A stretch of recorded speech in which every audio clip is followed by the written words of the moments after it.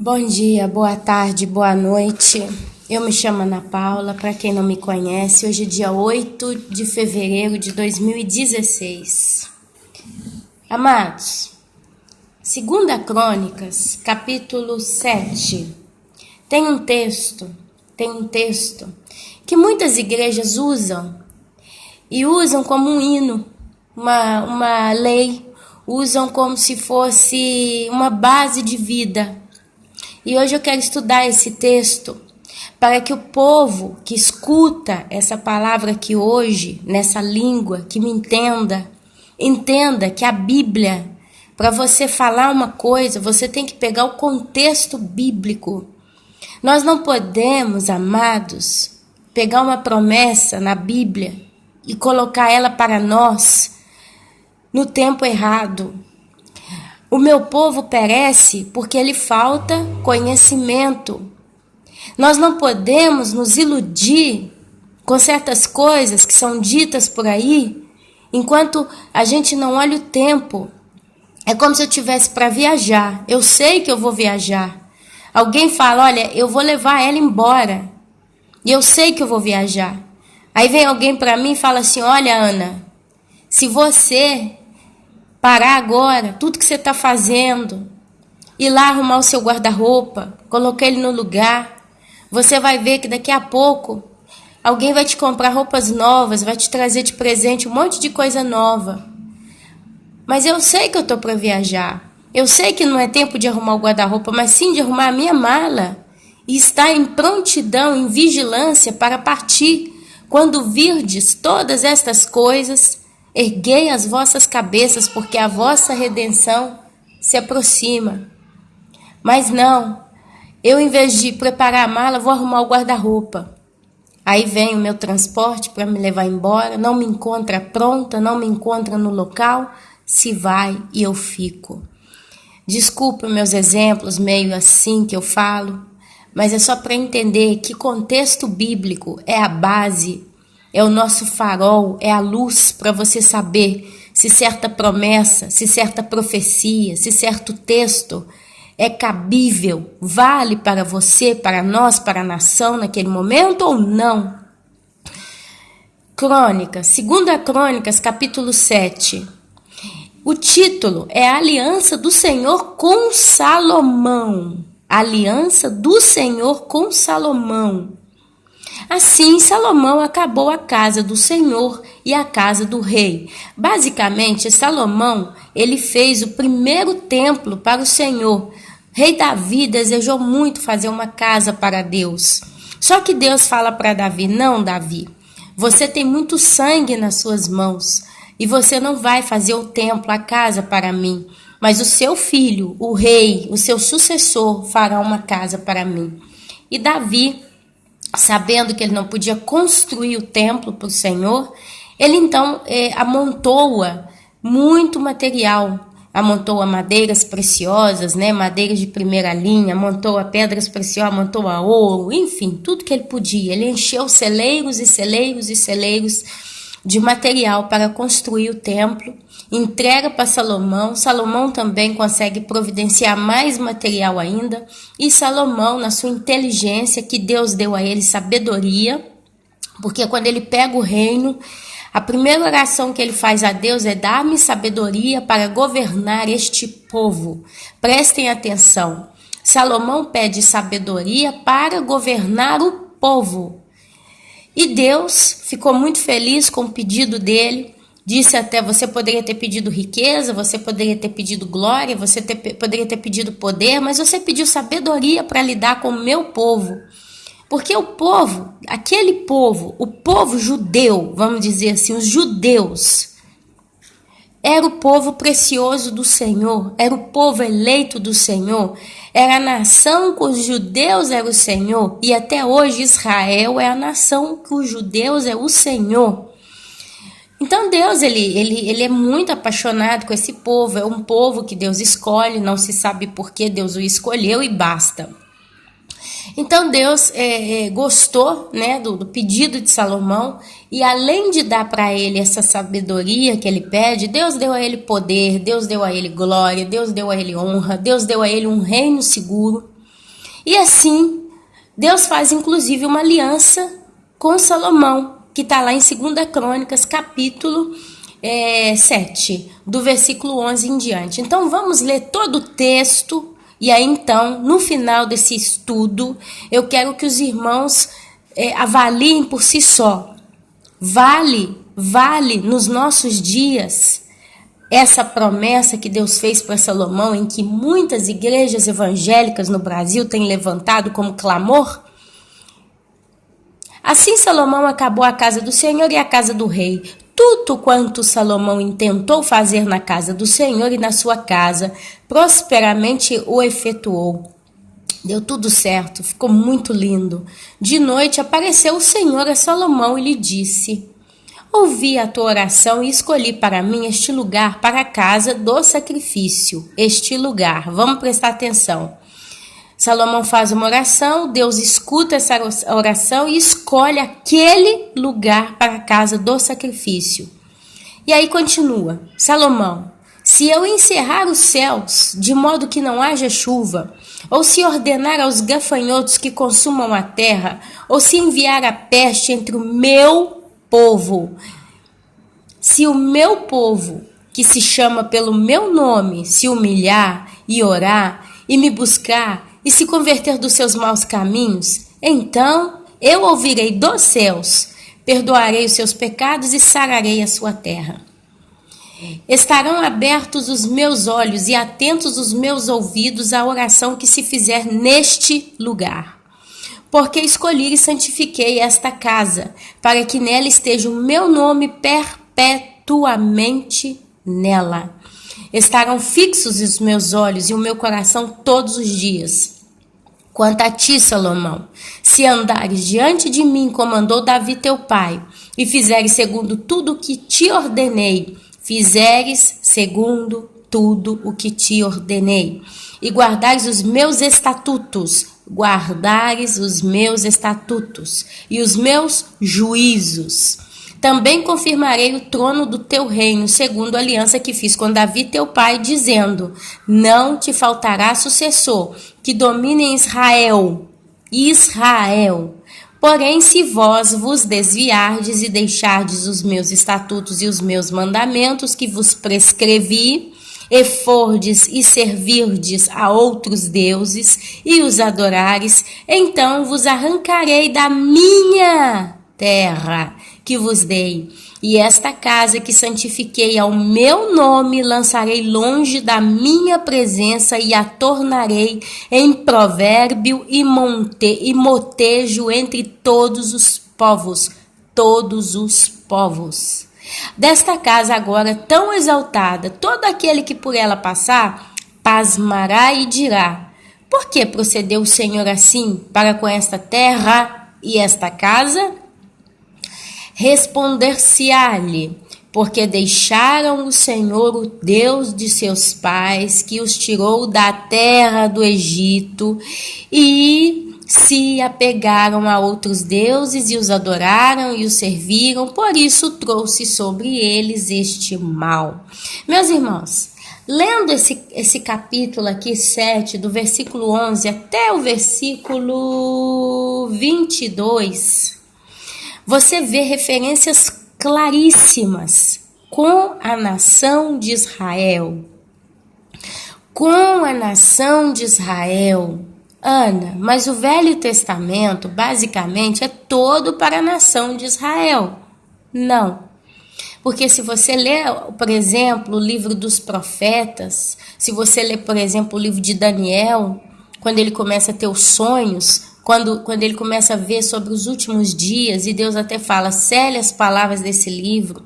Se você vê o próprio Isaías, ele profetiza a vinda de Jesus Cristo e até a morte dele na cruz. Você vê Deus prometendo para Abraão uma geração tão numerosa como as estrelas do céu e a areia do mar. Você vê textos como Ezequiel, que fala de coisas que não tinha na terra de Israel naquele tempo. Você vê eles falando de carros Tem um que tem uma visão, tem um profeta que tem uma visão de carros que passavam como é que ele fala? Como luzes, eu não lembro a palavra, mas ele vê os carros como tochas que passavam muito velozes. Tem texto no Velho Testamento que fala do povo voltando para Israel em asas de águia, de aço. Ele vê o avião.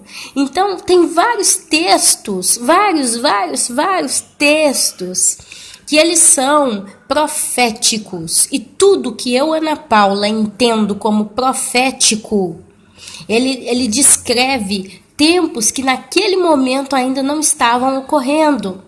Você observa situações que ainda não poderiam acontecer naquele tempo. Amém? Então, meus amados, você vê, por exemplo, Joel, capítulo 2, quando diz: nos últimos dias, os velhos terão sonhos, os jovens terão visões. Então, são textos que, se você ler ele todo, você vai sempre canalizar o entendimento para o futuro. O futuro da própria humanidade, o juízo das nações. Tem textos ali em Ezequiel que fala sobre o juízo das nações, né? Deus julga outras nações, tem juízo sobre o Egito, juízo sobre a Babilônia e várias coisas.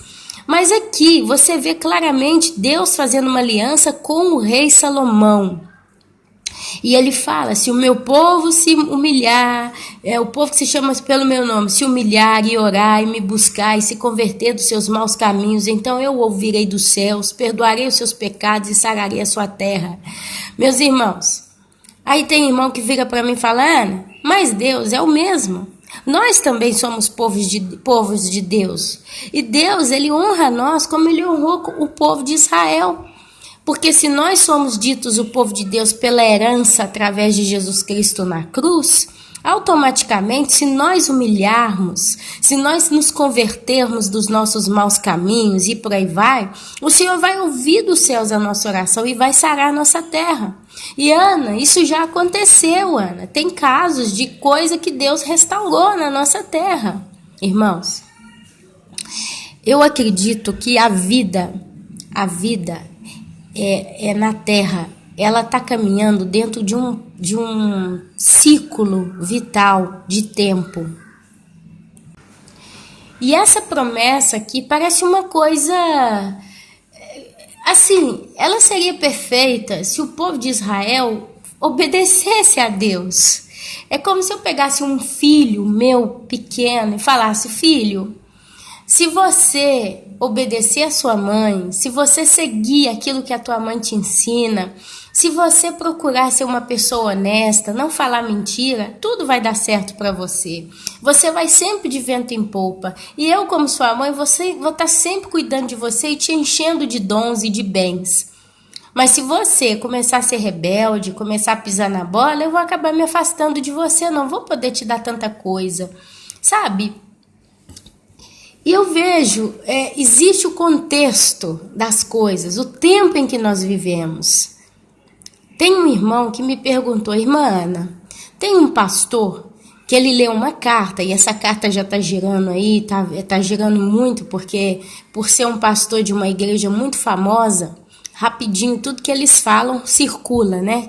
E as pessoas escutam, tem muita credibilidade. Então tem esse pastor que está lendo essa carta que ele recebeu não sei de quem, e é uma carta que ela descreve a situação atual do Brasil. E essa carta diz também que o povo brasileiro pecou, tem afrontado a Deus, e o juízo de Deus está literalmente sobre o Brasil. E esse pastor fala: a gente como cristãos, nós também erramos, porque começou dentro da nossa casa. No pecado, né? E aí ele começa literalmente quase que se arrepender junto com o povo. E ele fala: era melhor, o Brasil estava melhor alguns anos atrás, com menos crentes do que agora, que diz que é quase um país evangélico, e ele está mais desgraçado do que nunca. É como se a multiplicação da fé cristã no Brasil tivesse atraído problema, né? E ali ele vai falando, e é muito, muito, muito profundo, é muito bonita toda a carta. E ele conclui essa carta falando: Se o meu povo que se chama pelo meu nome se humilhar e orar e me buscar e se converter dos seus maus caminhos, então eu ouvirei dos céus, perdoarei os seus pecados e sararei a sua terra. Meus amados, e o irmão me pergunta, Ana, você acha que esse pastor, que essa igreja está se arrependendo, está se convertendo, porque ela está apostatada, essa igreja? É uma igreja que tem feito muita coisa errada, tem distraído muito os seus membros, né, com tudo, menos instruído eles com a volta de Jesus e se preparando para o arrependimento. E eu viro para esse irmão e eu falo, olha meu irmão, é o seguinte, se nós tivéssemos um quadro mundial normal, como foram nos últimos 20 anos para trás, né, nos últimos 15, 20 anos, até de 2000 para trás, né, mais ou menos, 2010 para trás, você vê um Estados Unidos, né, um Estados Unidos aparentemente conservador, uma nação protestante cristã, você vê, por exemplo, um Estados Unidos sempre falando com Deus, né, no sentido, a Bíblia está ali no local onde estão os políticos, o presidente, né, você não vê, no ano de 2000, você não vê um movimento homossexual pelo mundo, você vê uma Europa limpa de imigrantes, você não vê ISIS, você não vê guerras, né, você vê coisas localizadas, você viu Bin Laden, você viu Saddam Hussein, mas é coisa isolada, né? Então, aparentemente, todo mundo estava na sua terra, todo mundo estava no seu lugar. Você vê uma China como ela sempre foi, boa ou má, mas é aquilo. Você vê um Japão do jeito que ele é, como ele é, mas você não escuta, né? Do ano 2000 para trás, você não escuta nada de anormal no mundo. Então, nesse caso, existia uma estabilidade mundial. Eram tempos em que as pessoas ainda podiam fazer planos, em que as pessoas podiam sonhar. Poxa, eu vou estudar, eu vou fazer uma universidade, eu vou conseguir arrumar um bom emprego para comprar uma boa casa, casar. Época em que os membros iam na igreja, tomavam posse, quando o pastor falava, eu vou orar para você se casar, eu vou orar para você crescer, para você ter bênçãos na sua vida. Era um período em que ainda a gente podia ter esses sonhos no nosso coração, porque a gente podia, se eu no Brasil não está bem, eu posso ir para os Estados Unidos, eu posso ir para a Austrália, eu posso ir para a França, eu posso ir para a Itália, para Portugal, e ali eu vou trabalhar, eu vou ganhar em euros, eu vou mandar para o Brasil, eu vou investir. Quantas pessoas do ano de 2000 para trás prosperaram? Né? Quantas pessoas cresceram até mais ou menos 2010, até mais ou menos, mas nem tanto, 2010 ainda, mas de 2000 para trás é mais certo, né? Você podia ir em várias igrejas que você entrava, você se sentia confortável, você não tinha peso no coração, porque a palavra que era pregada ali cabia para os seus dias. Se o pastor pedia santidade, pedia para a gente arrepender, mas pedia também que a gente pudesse orar por um bom trabalho, tudo dava certo, a gente podia ter esperança no futuro. Mas amados, nós estamos falando de uma promessa que diz: se o meu povo que se chama pelo meu nome se humilhar e orar e me buscar e se converter dos seus maus caminhos, então eu ouvirei dos céus e perdoarei os seus pecados e sararei a sua terra, no ano de 2016. E no ano de 2016, os Estados Unidos estão completamente de perna para o alto. É um país que o presidente liberou ano passado o casamento, a união civil para os casais homossexuais nos 50 estados americanos. Nós estamos falando de uma Europa que vários países, como Espanha, eu tenho certeza que a Espanha, Holanda e alguns outros, já liberaram o casamento civil e a adoção de criança para casais homossexuais. A Itália já está essa semana, esse mês, todos os dias, batendo na tecla também para aprovar, porque essa depravação tem que entrar na Itália também, país católico do Papa.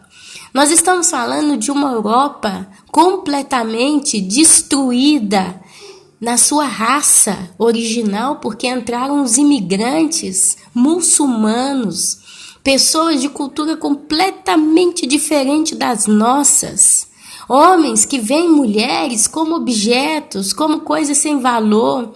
Mulheres têm que ser batidas, picadas, espancadas, estrupadas, têm que ser como um cachorro, trabalhando, limpando, silenciosas, com cabeça coberta. Esses homens estão dominando a Europa, os muçulmanos estão dominando a Europa. Eles estão vindo em massa, estão trabalhando para tirar a raça original europeia. Não é um grupo de brasileiros, não é um grupo de americanos, não são espanhóis, mexicanos, não são bolivianos que estão chegando na Europa e que têm a mesma mentalidade ocidental.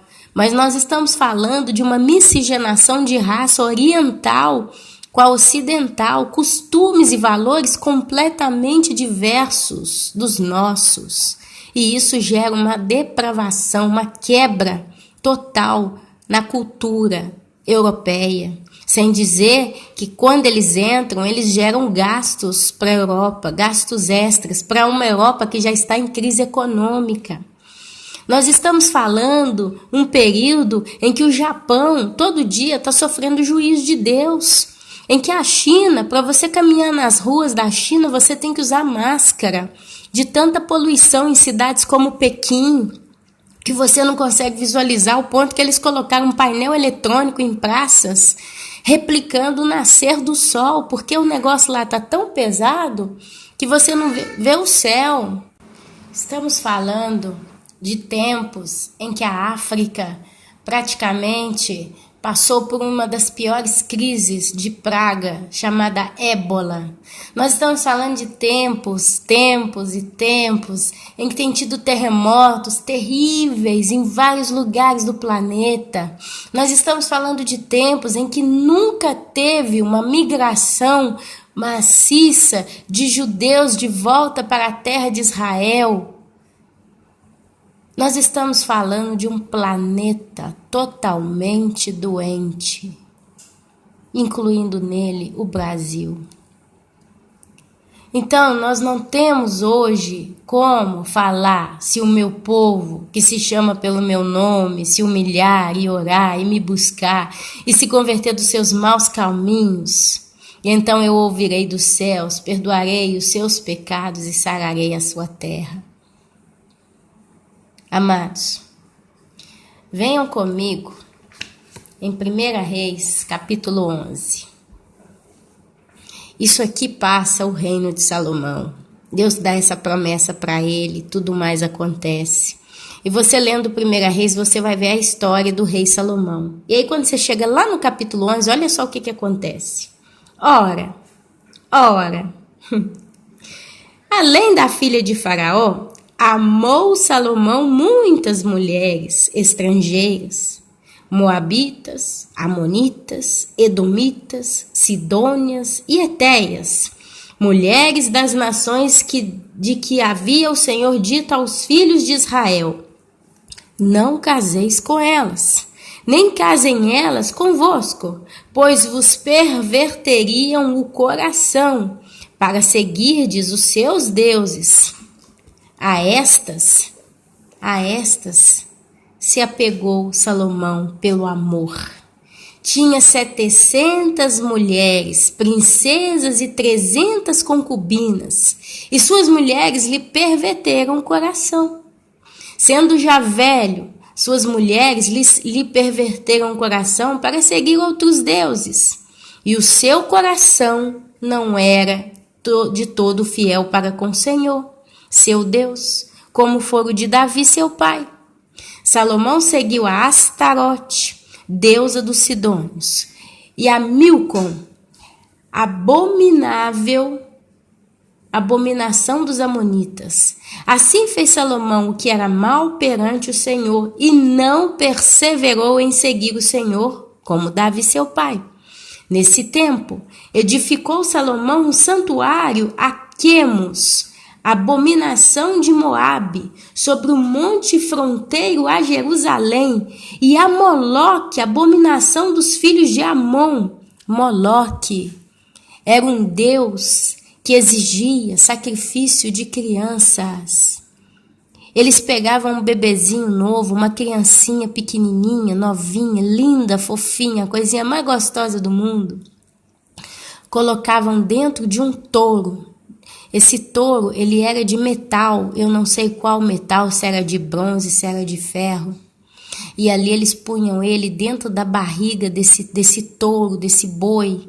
Esse boi, anteriormente, era aquecido em brasa. Então ele ficava vermelho de tanto que ele estava quente. Então eles abriam com certeza com um pedaço de gancho de ferro, porque não podia tocar, porque se queimavam. E eles abriam a barriga desse boi, pegava a criança viva chorando, jogava ela lá dentro e fechava. E ouviam os gritos desesperados dessas crianças que morriam queimadas, sufocadas, como um churrasco na barriga desse boi. Esse é o chamado Deus Moloque. Salomão adorou esse Deus. Salomão chegou ao ponto de adorar o Deus Moloque.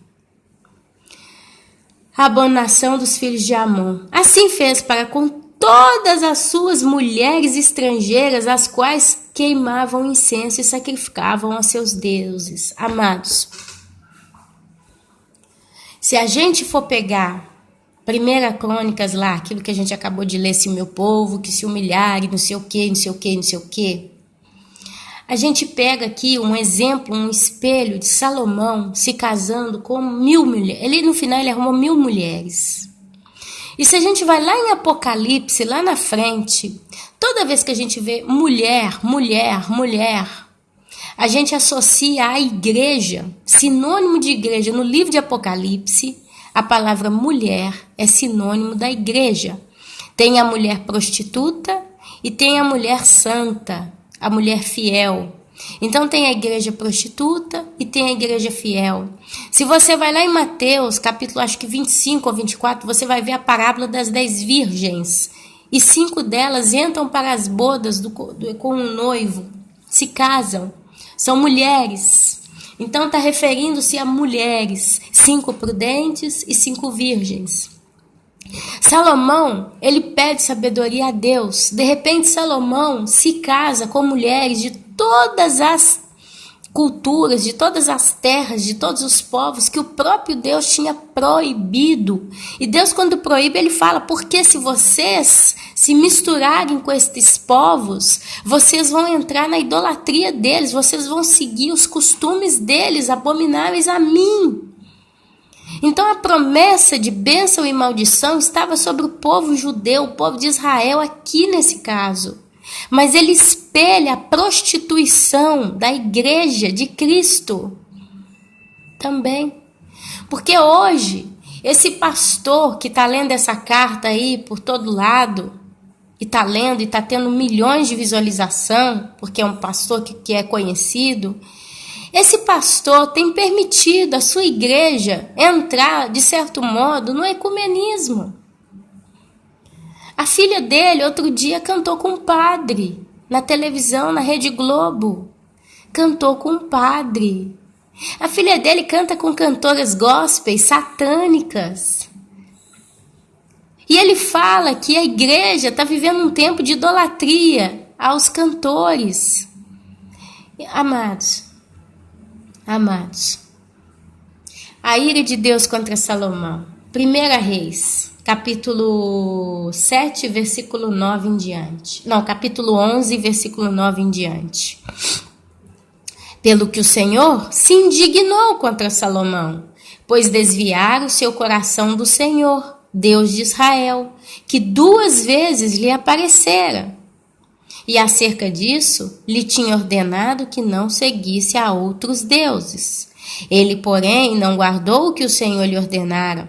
Por isso, disse o Senhor a Salomão, visto que assim procedestes e não guardaste a minha aliança, nem os meus estatutos que te mandei, tirarei de ti o reino, este reino, e o darei a teu servo. Contudo, não o farei nos teus dias, por amor de Davi, teu pai, da mão do teu filho tirarei. Todavia, não tirarei o reino todo, darei uma tribo a teu filho, por amor de Davi, meu servo, e por amor de Jerusalém que escolhi.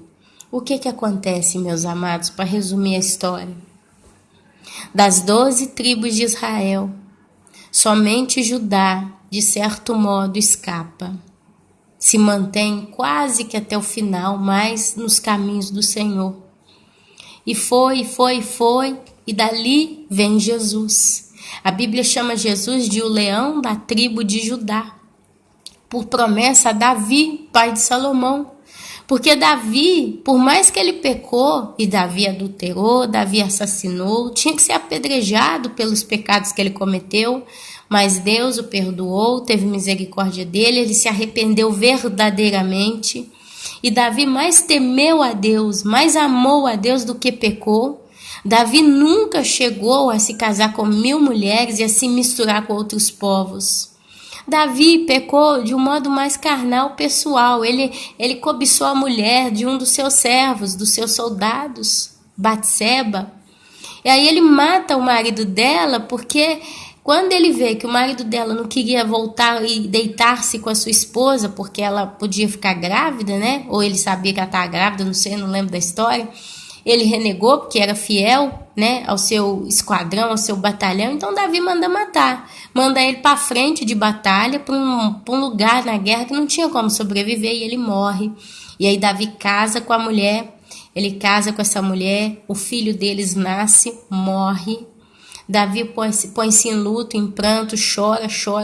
Quando ele recebe a mensagem da criança morta, ele se troca, ele se lava o rosto, ele come e ele dá bola para frente, porque ele viu que era a consequência do pecado. Davi também, num outro momento, ele faz uma coisa chamada licenciamento do povo, dos homens. Ele queria saber quantos homens ele tinha para poder lutar nos seus exércitos. Ele queria saber a potência do seu exército. E alguém, um dos seus generais, fala para ele, mas tem certeza que você quer fazer isso? E aí ele insiste e faz. E ali Deus, né, ficou indignado, ficou chateado, ficou irado, porque Davi confiou no seu braço pela primeira vez e não na força do seu Deus. E ali Deus manda ele escolher entre 3 juízos: a peste, acho que a guerra e um terceiro juízo que eu já não me lembro mais também. E ali Davi fala, melhor é cair na mão de Deus do que na mão do homem. Então Davi escolhe a peste. Por 3 dias teve problemas ali, morreram milhares de pessoas. Ele perdeu quase que todo o exército dele. Mas aí depois Deus vai e restaura a força de Davi, do exército de Davi. E Davi sempre conseguiu, até chegar no final da sua vida, velhinho. Davi estava velhinho, seu reino estava seguro.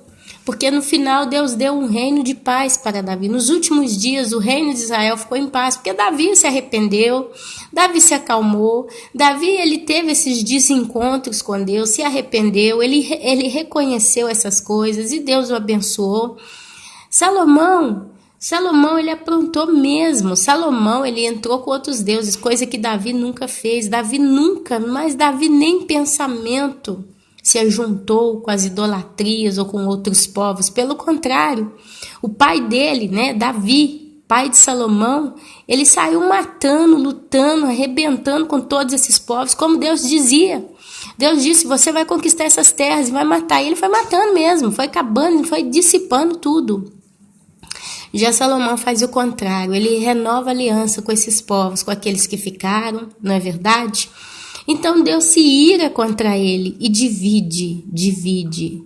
Olha, depois que aconteceu isso aqui, depois que Salomão se desviou dos caminhos do Senhor, porque é o que aconteceu, nunca mais Israel foi a mesma. As 12 tribos se separaram, Judá ficou para um lado e as demais para o outro. E aí as demais foram só se depravando cada vez mais. As tribos de Israel foram só se depravando cada vez mais. Foram só piorando, incitando o povo a pecar. Meus irmãos, e está até hoje. Elas estão separadas até hoje, ao ponto que Deus teve que separá-los por todo o mundo. Eles foram exilados pelo mundo afora. E sabe quando que Israel vai ter paz? Israel vai ter paz quando o Messias, Jesus Cristo, tão esperado, voltar ali no dia da guerra do Armagedon. Vai ser onde eles vão se arrepender e vão chorar como criança por terem negado o seu Cristo. Ali vai ser finalmente o encontro de Jesus com o povo de Deus. Vai ser uma coisa linda. A Bíblia fala que eles vão chorar igual criança quando verem Jesus, porque vão falar, esse aqui é o Cristo que nós não aceitamos, nós crucificamos, é Ele mesmo. Amados, e ali Deus vai consertar para sempre a situação de Israel. Daquele momento em diante, nunca mais Israel vai ter problema, nunca mais. A Bíblia promete isso. Amados, então, eu peço aos irmãos, em nome de Jesus Cristo, para entenderem o contexto do que eu estou querendo falar. A gente não pode, hoje, você que está me ouvindo, você não pode se chamar povo de Deus como foi o povo de Israel. Nós somos o povo de Deus, sim, mas nós somos a igreja de Cristo. E aqui, meus amados, ninguém vai se humilhar, ninguém vai orar, ninguém vai buscar a Deus e se converter dos seus maus caminhos, meus amados. Muitos são os poucos que vão fazer isso, porque a Bíblia diz, as minhas ovelhas ouvem a minha voz, e nós acabamos de estudar a carta às 7 igrejas da Ásia, que está ali no primeiro capítulo 1, 2 e 3 de Apocalipse. Ali a gente vê claramente quem é esse povo de Deus, esse povo chamado Igreja de Jesus Cristo. Esses são os que vão, até agora, vão se arrepender, vão buscar, vão se converter dos seus maus caminhos. Só que aqui, a promessa de Deus para esse povo, então eu ouvirei dos céus e perdoarei os seus pecados. Aí a gente, em vez de pensar e sararei a sua terra, a gente tem que pensar e nos buscará, nos levará na glória, para a glória, que num abrir e piscar de olhos, nós iremos ter com o Senhor Jesus nos ares. Essa é a palavra da vez, meus irmãos. Esta é a promessa da vez. Meu querido, minha querida, não vai ter cura da terra brasileira. O Brasil está debaixo de juízo mesmo, não tem jeito. Você não deve nesse momento orar a Deus, pedindo a Deus para sarar a terra, para sarar o Brasil, para trazer arrependimento. Sabe por quê? Porque o Brasil, ele passou de todos os limites e o povo brasileiro não quer se arrepender. O povo brasileiro não vai se arrepender. Você acaba de ver aí, meus amados, o carnaval. Enquanto estou aqui registrando esse vídeo, o povo está pulando carnaval no Brasil, debaixo de uma praga chamada Zika vírus, entre outras. O povo brasileiro está pulando carnaval, salve os doentes do hospital.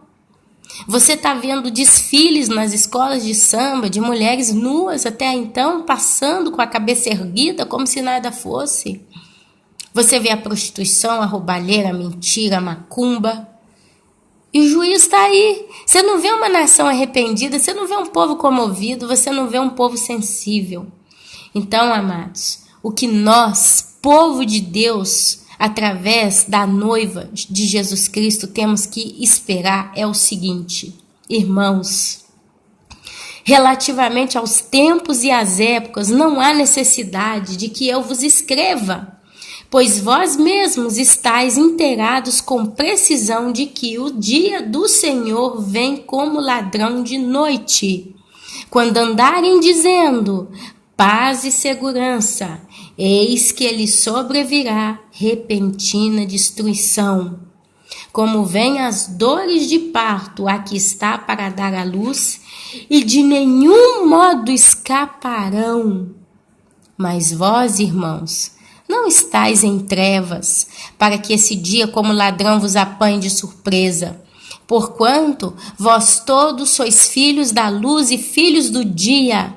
Nós não somos da noite nem das trevas. Assim, pois não durmamos como os demais, pelo contrário, vigiemos e sejamos sóbrios.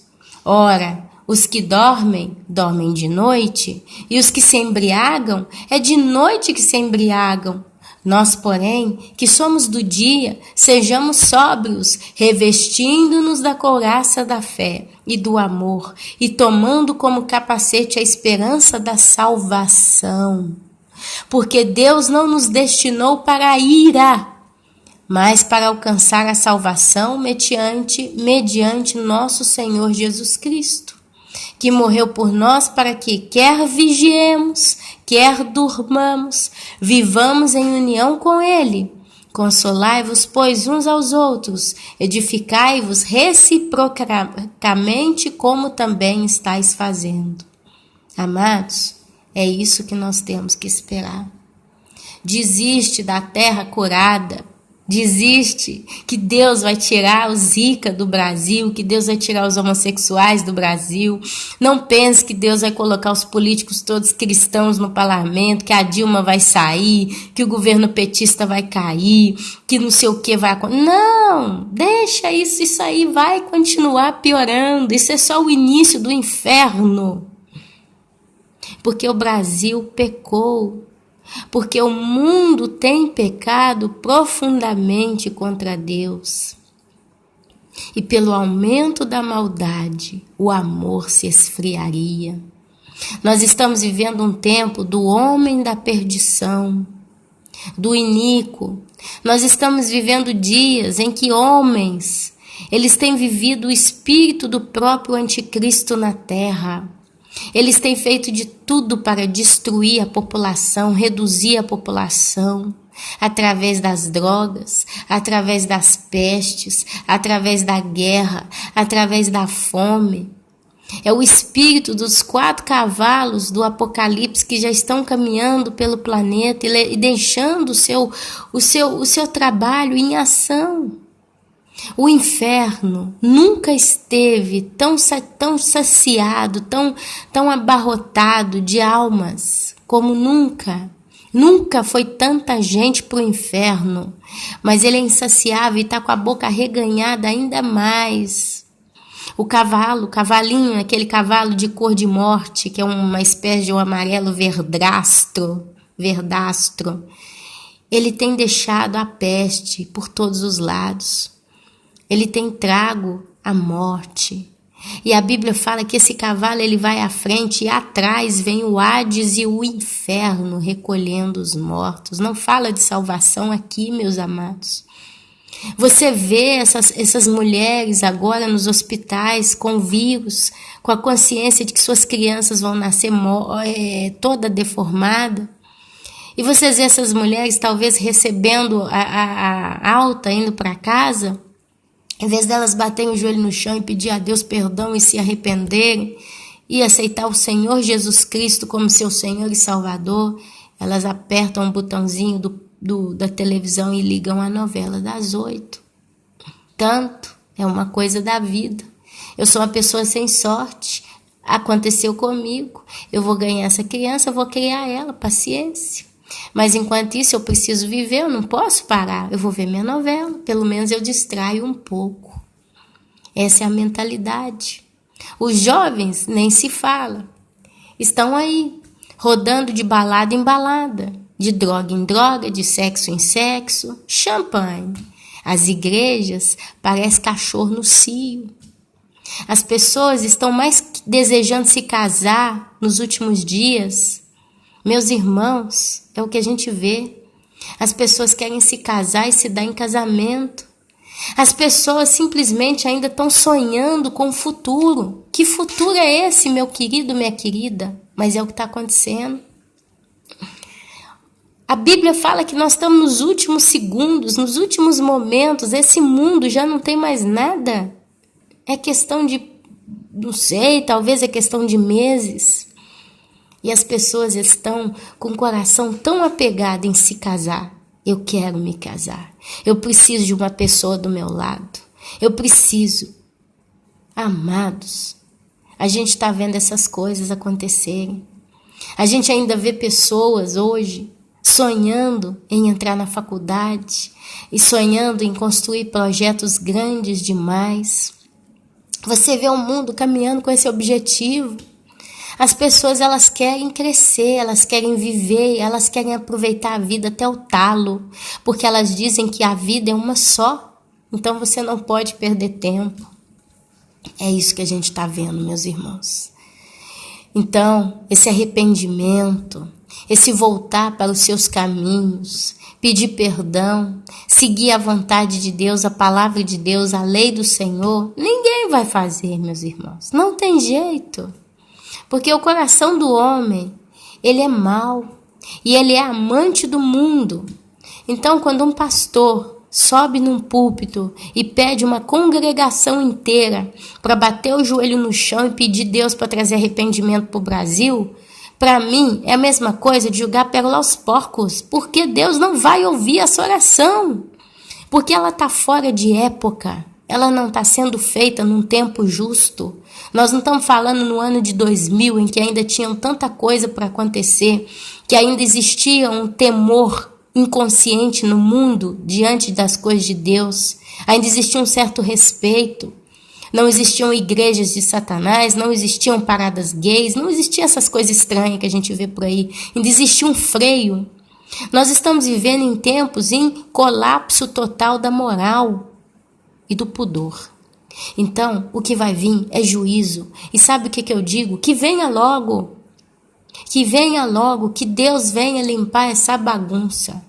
É questão de tempo. O perigo mora ao lado. Todo mundo que está aqui escutando esse áudio sabe que o perigo está aí. É iminente. Qualquer coisa pode acontecer, meus irmãos. Qualquer coisa. Você pode... Eu tenho irmãos que falaram semana passada que pegaram a dengue. Tem 2 irmãs. Irmãos, pegamos dengue. Ah, mas a dengue já está acostumada. Mas é uma praga. É uma praga das que estão no livro da palavra de Deus falando. Das pragas dos últimos dias. Meus irmãos, Deus não vai sarar o Brasil. Porque o Brasil, de todo o coração, não quer ser curado. O Brasil quer continuar na lambança. Do menor ao maior. Do menor ao maior. E o governo que está aí no Brasil é um governo que o povo brasileiro merece, porque é isso que eles pediram, é isso que eles desejaram, é isso que eles quiseram. Então, meus queridos, é consequência de anos e anos e anos de pecado.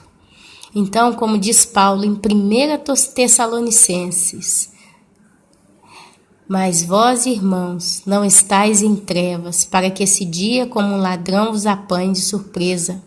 Porquanto vós todos sois filhos da luz. Por que da luz? Porque a luz é claridade. O dia você consegue ver tudo que está ao seu redor. Nós não somos da noite ou das trevas, que é escuridão, que é cegueira total. Assim, pois, não durmamos, não nos acomodemos, não nos consolemos como os demais.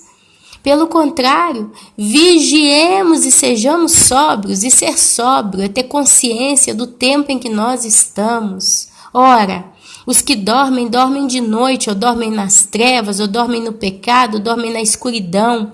E os que se embriagam é de noite. Esse embriagar é se encher de pecados, meus irmãos. São pessoas que estão completamente sem senso do certo, do correto, do justo. E eles se embriagam nas trevas.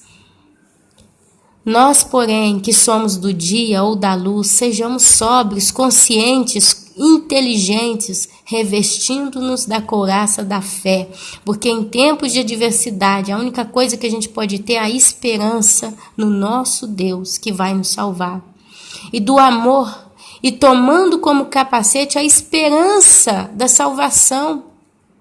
Porque nesse mundo de trevas no qual nós nos encontramos, em que o perigo mora ao lado, a única coisa que a gente pode ter é a esperança de sermos salvos. Essa salvação não pode vir do homem, essa salvação só pode vir de Deus.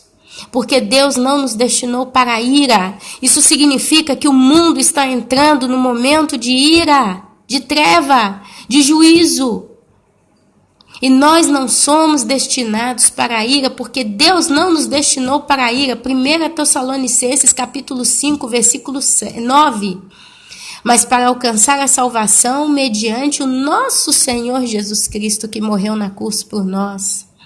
Quando ele morreu naquela cruz, ele derramou o sangue dele. Eis que nós, então, conseguimos o direito de sermos salvos.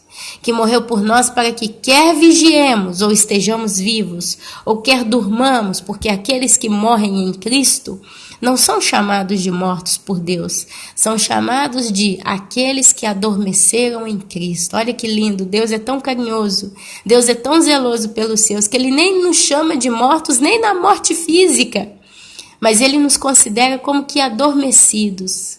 Aí Ele fala que morreu por nós para quer vigiemos, quer durmamos, vivamos em união com Ele.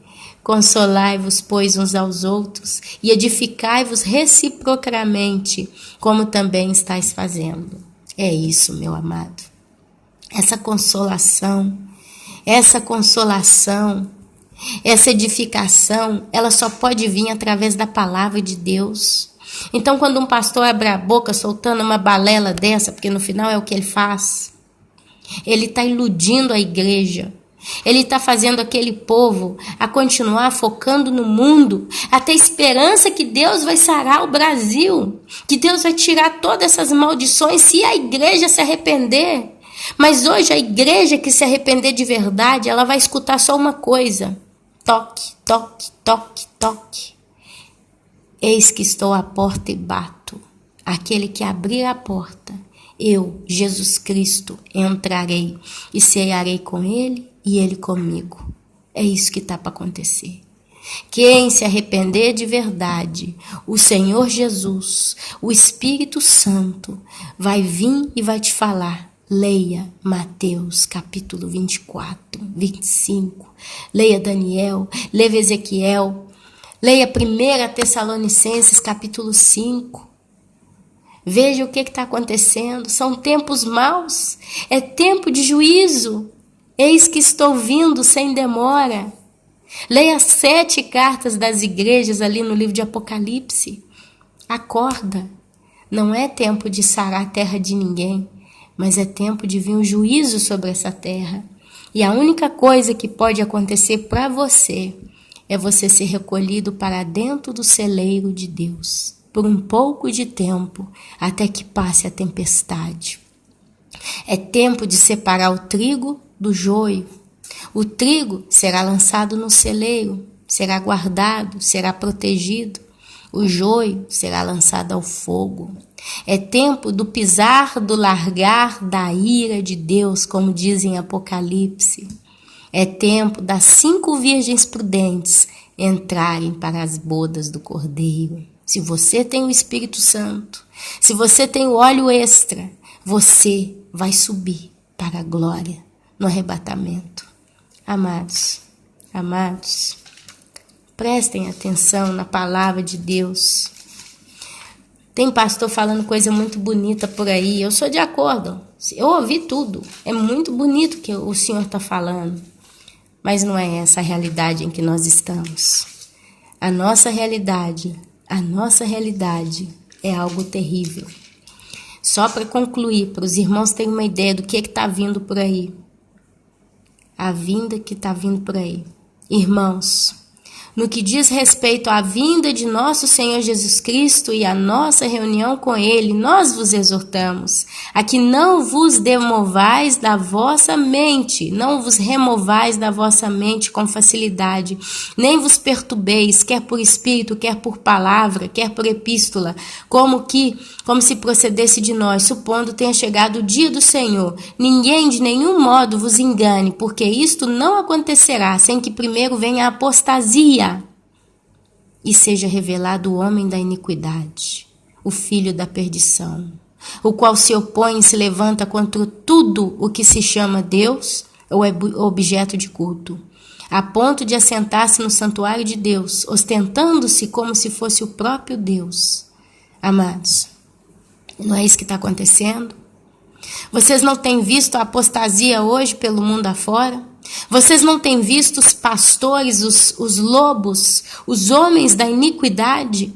Homens que têm depravado a palavra de Deus? Homens que têm cuspido nas coisas de Deus? Homens que têm sido objeto de culto?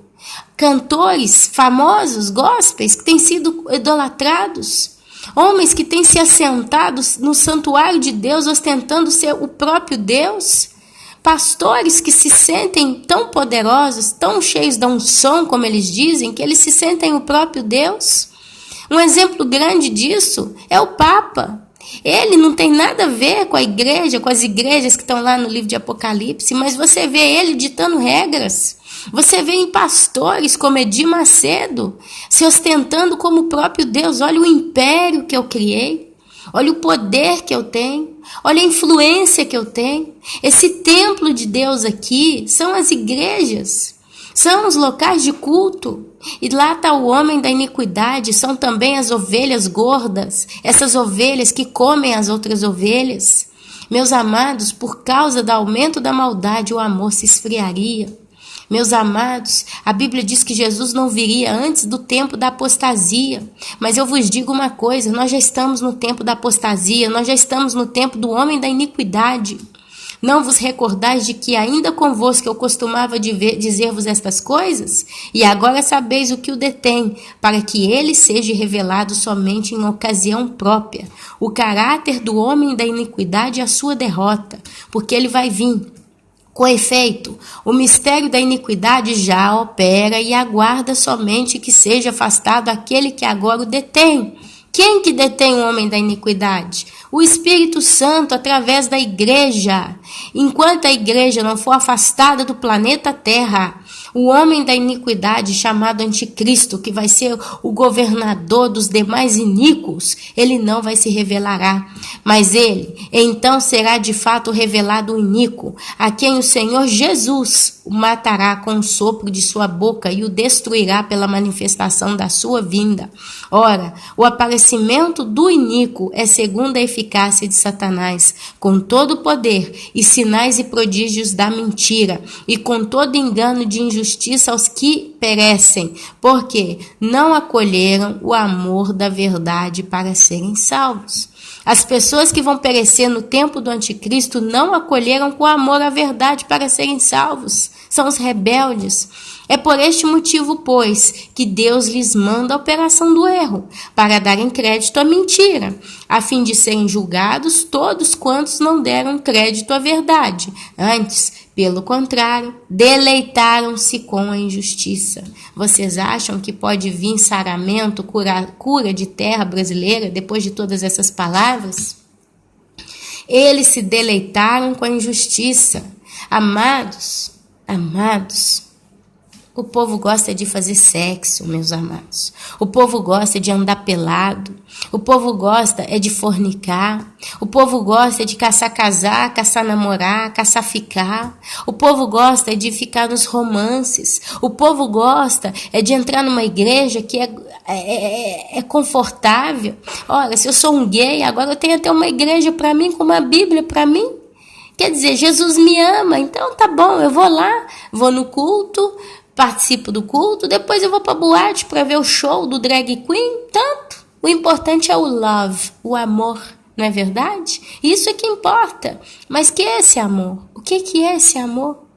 Ah, eu vou me drogar, tanto eu tô perdido, tô falido, tô fazendo mal só a mim mesmo.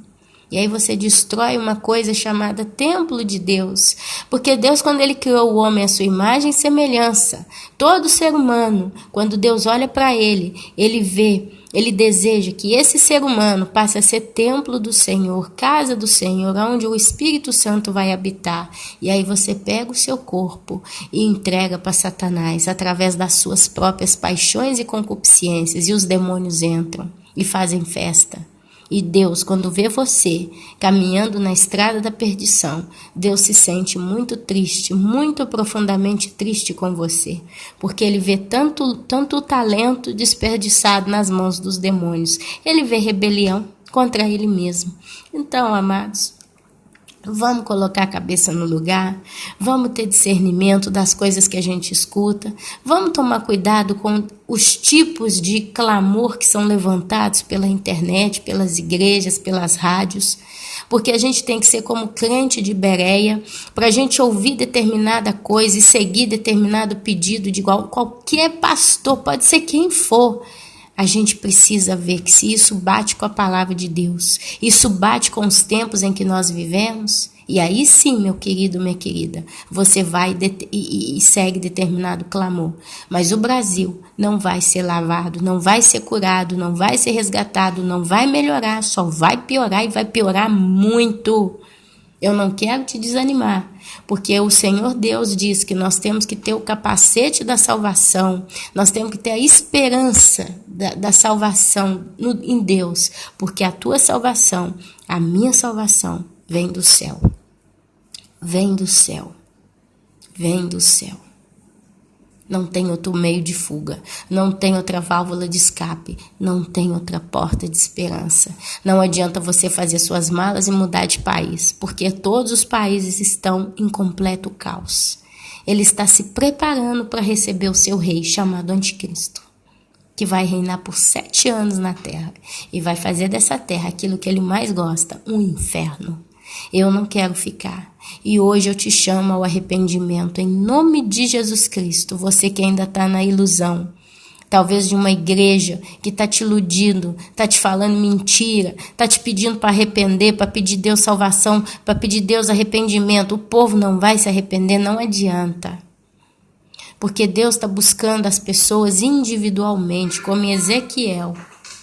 Capítulo 34, capítulo 35, se você ler, você vai ver exatamente o quadro no que você está, no que o mundo está, no que as igrejas estão.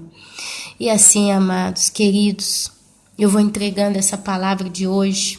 Eu peço aos irmãos realmente que tenham cuidado, tenham zelo pelo que vocês estão escutando, porque isso aqui pode ser uma salvação para você. Talvez se você seguir os conselhos aqui ditos, você vai ser salvo e vai subir para o céu no arrebatamento, antes que o mundo crole. Amém? Que o Senhor Jesus abençoe a todos. Amém, amém e amém.